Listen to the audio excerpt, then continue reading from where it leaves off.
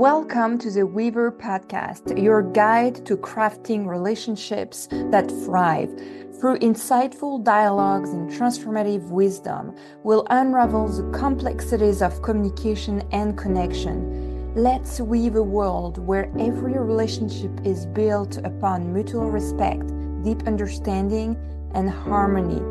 I'm your host, SONJA. I'm a soul-driven mediator and a visionary leader. I am devoted to elevate consciousness and cultivate thriving relationships. My deepest calling is to help all my clients create true, authentic, and extraordinary relationships where they are not only heard and understood, but also deeply respected. Welcome back. I'm SONJA, your host on the Weaver Podcast, where we turn everyday challenges into opportunities for growth in relationship. Let me ask you, have you ever felt any time where you bring up an issue and your partner becomes defensive? If so, really, you're not alone, really. So today we're going to explore why defensiveness happens and what it does reveal about emotional resilience. And also, I want to provide you really actionable tips you can use in your next conversation to navigate that tricky situation with more ease. So first, let's dive in the common reason for defensiveness, the 5 most common reasons. And let's start with the fear of rejection and insecurity. I know we've heard a lot about all these different things, rejection or fear of this, fear of that. However, insecurity is a real thing that gets people to react. I see it all the time. Defensiveness often stems from a fear of rejection or feeling inadequate, and your partner may worry that they're not good enough, or your feedback might feel like a threat to their self-worth, their self-esteem, their self-confidence. So, for example, if you point out an issue and they might hear it as "I'm failing." It's their internal dialogue coming in. "I'm failing," and that triggers defensiveness. So that's the first.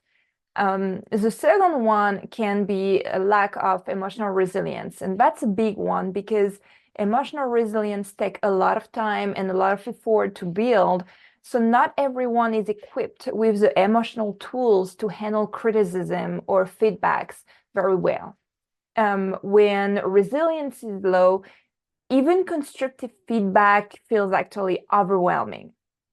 So as an insight, people with a low emotional resilience often struggle actually to separate the issue from their identity. And they take comments as a personal attack that triggers and reveal itself as defensiveness. So we'll see later in the podcast what to do about it. But I just want to give you the context here and give you an insight about the reason that might explain. Because in the end, it's not about you. It's not about what you do or what you say. But a lot of times, the defensiveness is the internal dialogue and the story the person tells itself that creates defensiveness. The third one can be past trauma and negative experiences. So, of course, when someone has experienced really bad experience, trauma in their past, that creates more sensitivity. So past emotional wounds from previous relationship, for example, or even childhood can really resurface in the form of defensiveness, because there is this fear of being hurt again, and that can cause them to shut down. But the emotional withdrawal, I'm talking sometimes when you shut down, you withdraw yourself emotionally.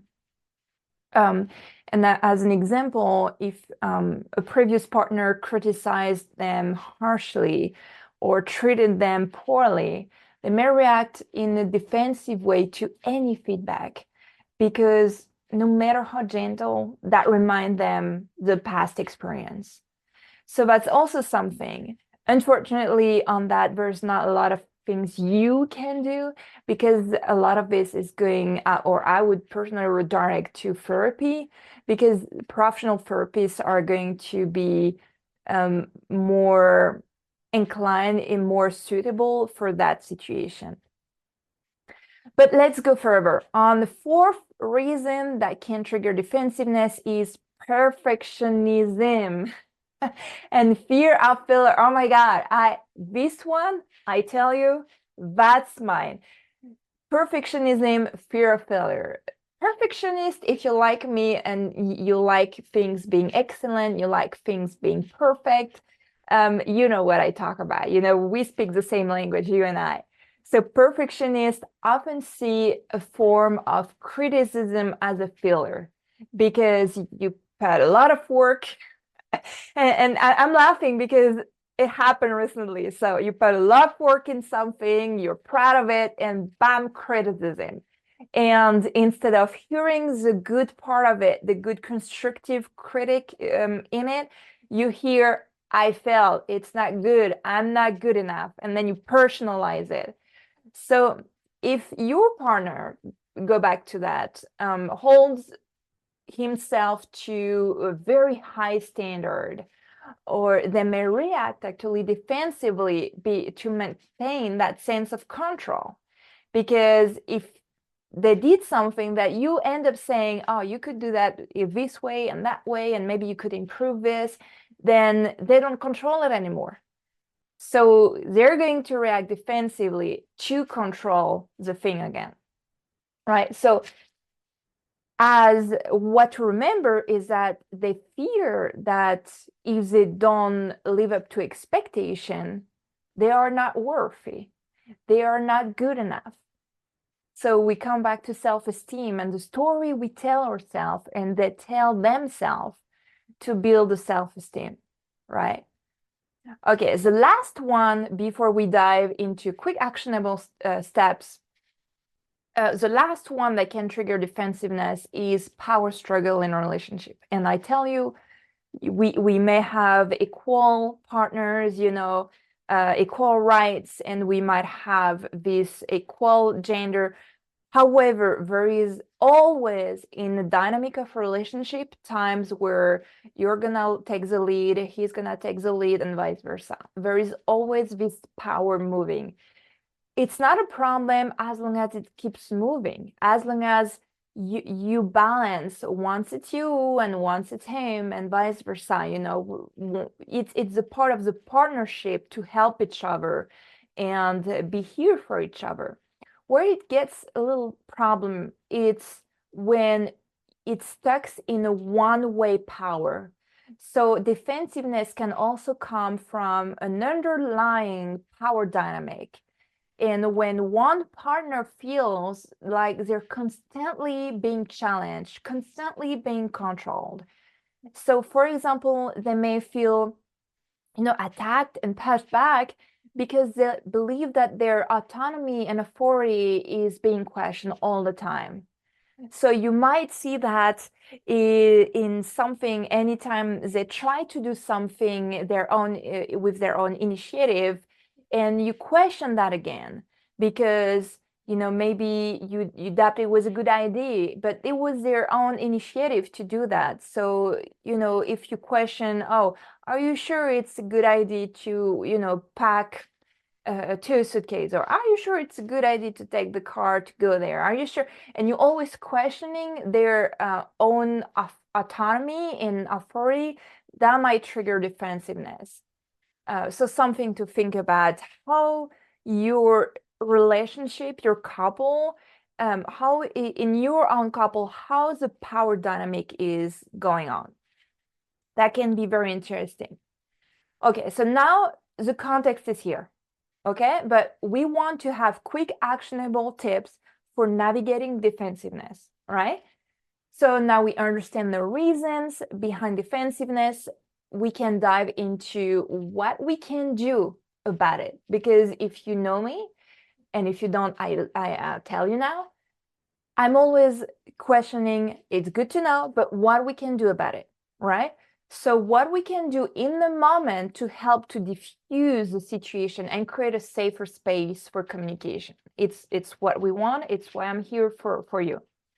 First, an old school, but always good for nonviolent communication, the I statement.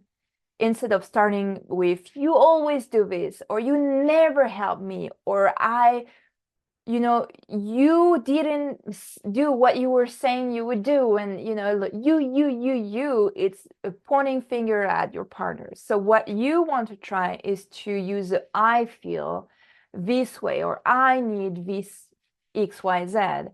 This keeps the conversation non-confrontational, because instead of pointing the finger at your partner, you're pointing the finger at yourself, saying what you need and what you feel. So you're focusing on your own experience rather than giving an accusation.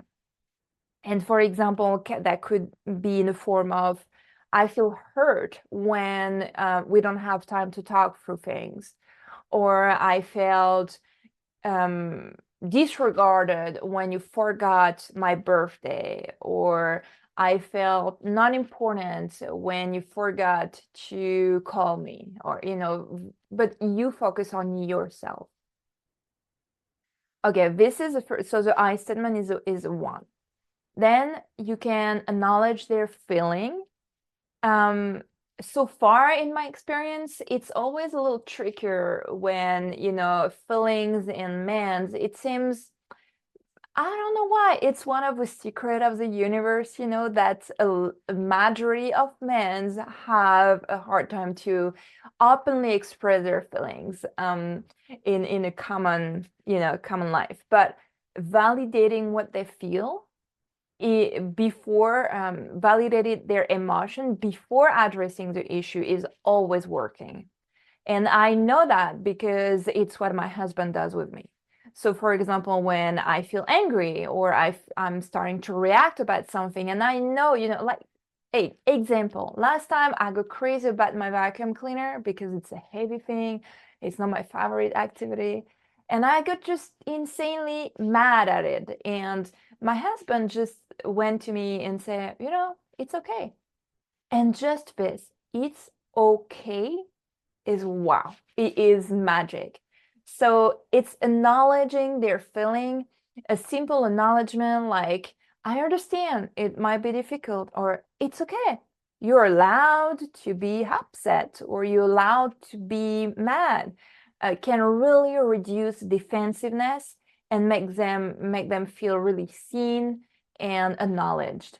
So people become less defensive when they feel validated, when they feel understood, and that's what I see in mediation as well, is as soon as you give the space for someone to feel, oh, I'm understood, it's okay to feel the way I feel, then their defensiveness shield just breaks down. Okay, the first one is take a break if needed. We have this tendency to rush the process, to we see the conflict in a way, oh no, it can't happen, it's bad sign, it's bad if we stay in conflict, so it's bad if the other person is mad, it's bad. But instead, so we're getting into that emergency, we have to solve it right now because it's bad if it's happening. What I always encourage is to vent out, let it go, take a break, and come back. If defensiveness escalates, suggesting a break and to revisit the conversation later. If it means physically going away, please do. I'm never going to encourage my client to say, you have to solve it right now. Because sometimes giving the space in your mind, in your heart, and in the physical form by going in a different place physically, that can really help. That gives you both the time and to the time to cool, and the space to cool down and to approach the issue with a really clear mind. So the other one I want to give you as a tip is staying calm and neutral. But okay, just right here, breathe in, breathe out, because staying calm and neutral is very hard. It's what mediators do, and mediation is a real hard job, I can tell you. It's not easy to stay calm when someone in front of you is totally amped up. It's not, and I know that. I live it every single time in mediation. It's requiring a lot of emotional resilience, a lot of self-control. It's not for everyone, and there is a path toward this. So it's not like, okay, you listen to that episode today and tomorrow you say, okay, I'm staying calm, and then you're gonna stay calm. Maybe not. And that's okay. It takes a lot of practice. It takes a lot of hours of mediation to practice that. And even mediation is easier for me in mediation because it's on my conflict. It's on my story. When it's your own story, it's your partner, it's a lot harder. So it's easy to get caught up in the tension. But maintaining a calm, neutral tone of voice really helps to de-escalate the defensiveness. And that's the famous mirroring effect. You know, I'm not going to develop here, but the mirror neurons in your brain that are going to be your best friend in this situation, because you're going to initiate the tone, calm of voice, being quiet, maybe talking slower like this, and it's okay. And by mirroring effect with the mirror neurons, your partner is going to catch up on what you do. And so calm down, you know, heart rate is going to be lower, and eventually, you know, not being defensive anymore. So just avoid matching their heightened emotion, avoid matching their state of being when they are defensive. Staying neutral really allows them to let their guard down over time, actually. So don't worry if it's not working right away when you try to talk quieter and calmer, and it's still, you know, bursting out of something. Don't worry if it's not efficient in a minute, in a second, right away. It's something you need to keep practicing in you know, over time. So do this for 5, 10, half 30 minutes and see what happens. Okay, and the last tips actionable tips I want to give you is we have to talk about boundaries, right? We have to talk about introducing boundaries, because what happens is that very often I see people coming to me and, you know, explaining their situation. But what happens in over time during the consultation or the coaching, I see, well, maybe they have tolerated some behaviors that led to this situation. So you can take that moment right now to reflect on your own boundaries, to ask yourself, what do I tolerate in my relationship? Is that okay with me, actually? Or do I tolerate this to just keep peace in between us? What behavior are acceptable for me, and what is a no-go today? And maybe it changed over time. Maybe, you know, you were more tolerant when you were starting your relationship than now. Maybe it changed for XY reason. So as an example, you can express in the middle of, you know, this situation with defensiveness, you can just express, okay, I understand you're upset. I understand what, you know, where you stand from. However, I ask you more respect, or I ask you that you talk to me in a more respectful way. I don't accept this for XY reason, but what you want to focus on expressing your boundary is what you expect your partner to do. So if you expect him to talk to you in a more respectful way, you say so, you know. And I can tell you, even after a few years of marriage, even if it doesn't happen very often, it did happen that I had to express to my husband, okay, I get it, you're upset right now. I want you to talk to me in a better way. And that's it. There is no grudge, there is no resentment. There's just, okay, I got it, but here's my boundary. You pushed too far. And that just, you know, inspiring more respect for yourself. And if you respect yourself, your partner is gonna see, oh, wow, okay, it's her boundary, I need to respect it. And then your self-respect is going to be diffused to your partner as well, right? So before we dive into more strategies, I really want to take a moment to share something I think you love. If you're navigating struggles in your relationship and you feel stuck, I've created a tool which is just perfect for you. It's called I had fun doing that. It's called the Couple Struggle Solving Bingo, a fun, practical way to identify and solve common relationship issues together. And it's totally free. So along with the bingo game, you also get my monthly newsletter where I share exclusive tips from conflict resolution, emotional connection, building thriving relationships. And it's packed with insights from my years as a mediator and positive psychology. But it's a perfect way to stay really connected with new ideas and ideas that can really transform your relationship. So click in the link in the description for more information and get access to that resource today. Okay, let's now get to the boundaries and their importance in relationship. If we dive back into an essential concept, which is boundaries, and I told you, I'm sorry, we have to talk about boundaries today. Navigating defensiveness is not just about helping your partner to feel secure. It's about knowing your own limits too. Why boundary matters? Boundaries are essential, as I just gave you an example earlier. Boundaries are essential to create a healthy, respectful dynamic. Okay? So they protect your emotional well-being and they help establish what you want and what you can and what you don't want to tolerate. Also, define what's non-negotiable. If you ask yourself, what is non-negotiable in my relationship today?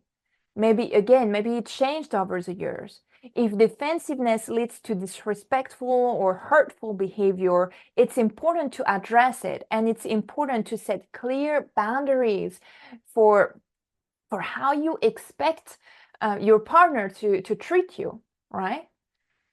Then, of course, you can't go without communicating your boundaries. You can't go without expressing clearly your boundaries. And in a calm way. It doesn't mean it has to be done, with grudge and with resentment. You can express them perfectly calmly, and expressing them in a calm way when you're not in a heat of the moment. If you're not able to do this right now in the heat of the moment, it's okay.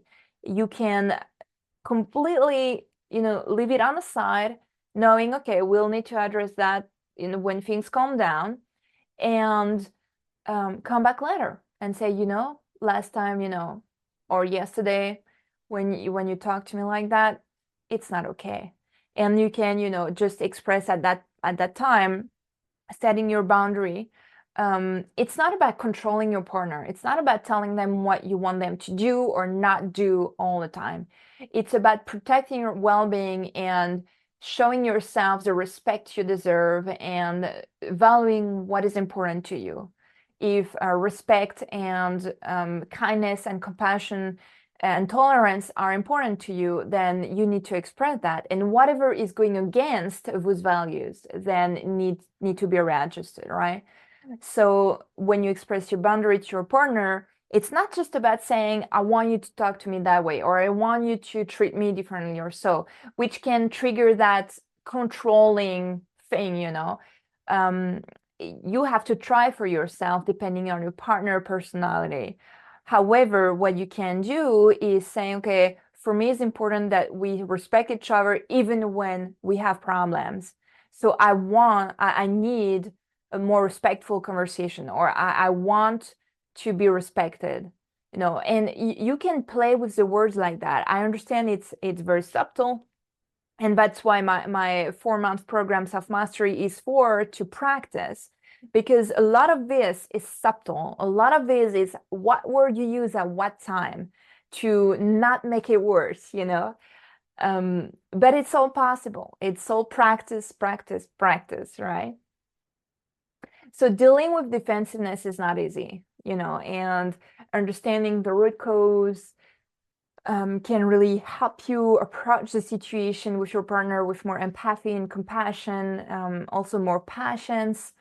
Compassion being one of the main pillars of positive psychology, of course. But remember that relationships are thrive really on mutual respect. They thrive on healthy communication. It's not easy when you're living with a person 24/7, of course. There will be times where it's going to be more challenging. But using the tips we discussed today, you'll be better equipped to navigate defensiveness without letting it damage your relationship and your connection with your partner. So that's it for me today. If you found this episode helpful, don't forget to subscribe to the Weaver podcast for more insightful discussion. And if you could please rate and leave a comment if it helps us really reach more listeners and continue growing and sharing valuable relationship advice with the world. And until next time, keep weaving those connections with love and understanding. Bye-bye.